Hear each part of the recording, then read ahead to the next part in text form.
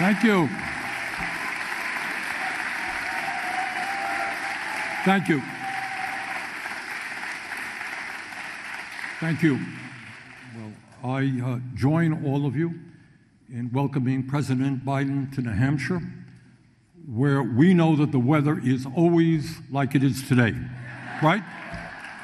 It's always warm and sunny. The leaves are always brilliant. So, President, please come back and visit us soon. In America today, as I think all of you know, despite being the only major country on earth not to guarantee health care to all people as a human right, despite that, we are spending almost twice as much per capita on health care as the people of any other country on earth.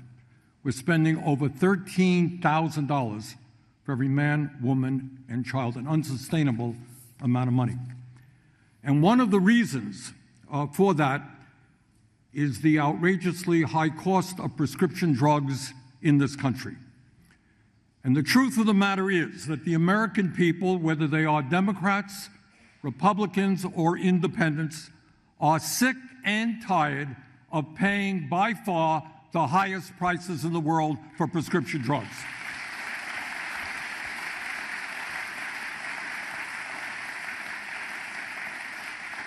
There is no rational reason why Merck should be charging diabetes patients in America $6,900 for Januvia when that same product can be purchased in Canada for $900 and $200 in France.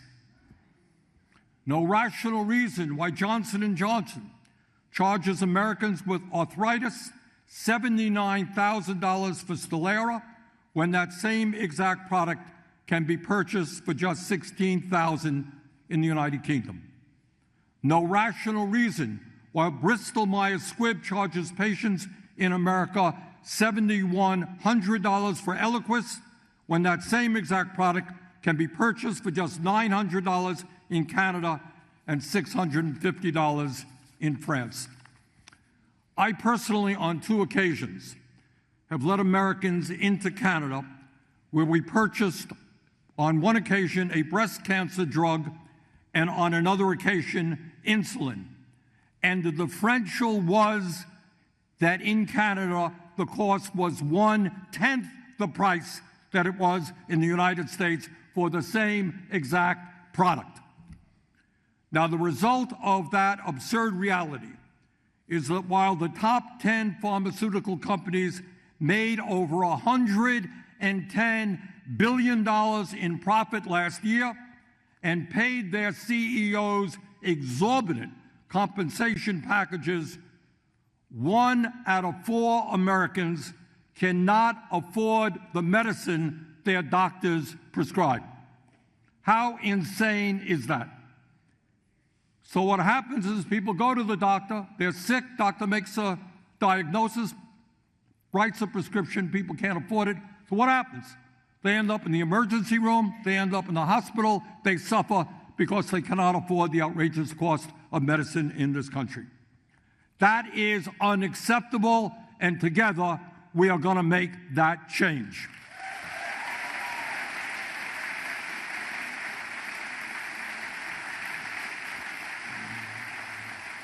In the United States, we must substantially lower the cost of prescription drugs so that all of our people can afford the medicine they need, so that we can lower hospital costs. When you go to the hospital, price is high. One of the reasons is the cost of prescription drugs, so that we can lower our private insurance costs, and so that we can lower out-of-pocket insurance costs as well. In the midst of all of this, let me give you some very good news, and I think you've heard it from other speakers this afternoon. And that is, under the leadership of President Biden and Vice President Harris, we are making significant progress in taking on the greed of the pharmaceutical industry and lowering prescription drug prices in our country.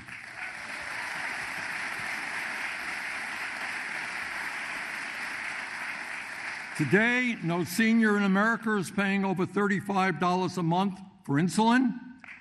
Beginning next year, no senior in America will pay over $2,000 a year for prescription drugs, no matter how many drugs they need.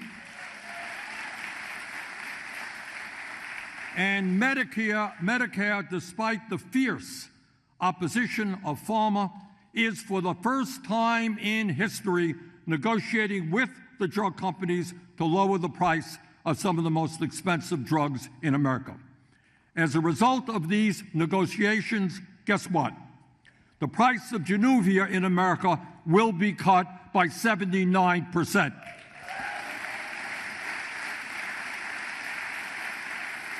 The price of Eliquis in America will be cut by 56%. And the price of Stelara will be cut by 66%. That is real, consequential progress, and I want to thank the President and the Vice President for having the courage to be the first administration in the history of this country to stand up to the greed of the pharmaceutical industry and take them on.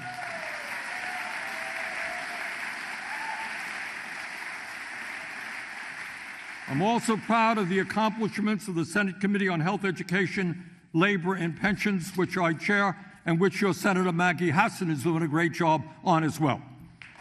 And we have been working hard with the Biden administration to bring down the cost of prescription drugs. Earlier this year, the Health Committee launched an investigation into the outrageously high price of inhalers for people with asthma. That's 25 million Americans. And what we learned is that the American people were paying, in many cases, 10 to 70 times more for inhalers than the people in Canada and in Europe. Working with the Biden administration and Lena Khan, the chair of the FTC, I am proud to tell you that the CEOs of 3 major inhaler manufacturers agreed to cap the cost of these inhalers at no more than $35.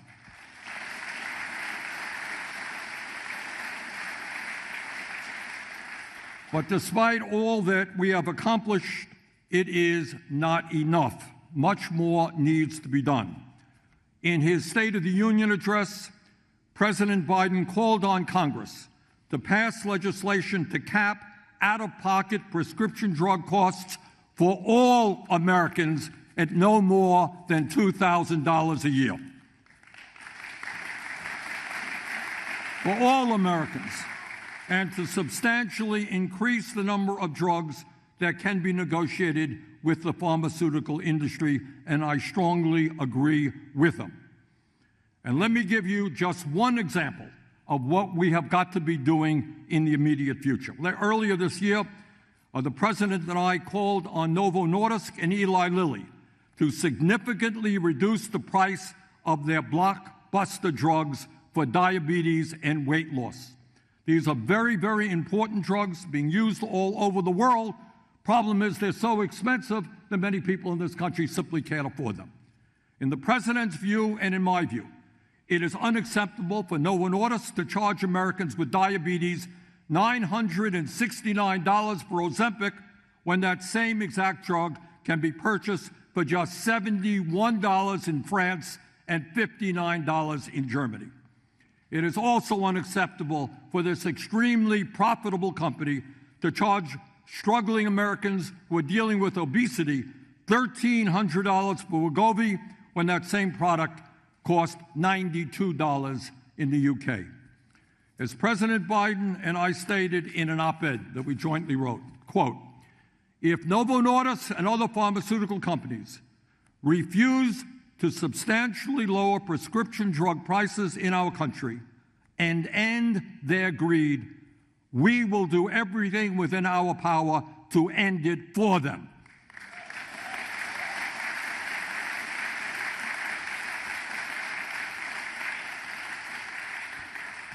So let me be very clear. While we are making some progress, we're negotiating, we're talking to these guys, we're not there yet. So in my view, if Novo Nordisk and Eli Lilly do not do more to substantially reduce the price of these drugs, I believe the administration should take bold action to make these drugs more affordable and more accessible. The outrageously high price of these drugs are forcing hundreds of thousands of Americans today to buy cheaper copycat versions of these drugs that have not been approved as safe and effective by the FDA. In other words, people desperately want the product and they're buying some drugs which may not be safe. This is unprecedented and, in my view, unacceptable. Generic drug companies have told me that if the administration exercises its authority to end the monopoly Novo Nordisk has over Ozempic, they could sell the same FDA-approved drug for less than $100 in the United States. And that is what we should be prepared to do if they are not going to lower their prices. In my view, we have got to move forward aggressively so that the people in the United States are no longer paying more for the same prescription drugs than our friends in Europe, Canada, or Japan. And if we did that, we didn't pay any more, we would cut the cost of prescription drugs in this country by more than 50%.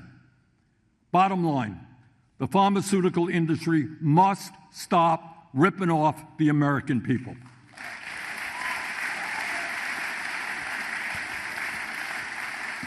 Now, this is a fight that will not be easy. Let me tell you why. Pharmaceutical industry today has over 1,800 well-paid lobbyists on Capitol Hill. Got it? 1,800 for 535 members of Congress. And that includes former leaders of the Democratic and Republican Party.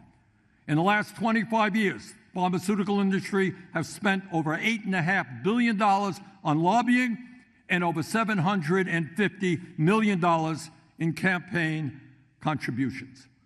Their greed has no end. But in my view, if Congress has the guts to ignore all the lobbyists, to ignore all the campaign contributions, and to finally listen to the American people, whether they're progressive, conservative, or moderate, and do the right thing, we can, in fact, substantially lower prescription drug prices for every American and end up not having to pay, by far, the highest prices in the world for prescription drugs. Let us stand together. Let's take on their greed. Let's lower the cost of drugs in America. Thank you.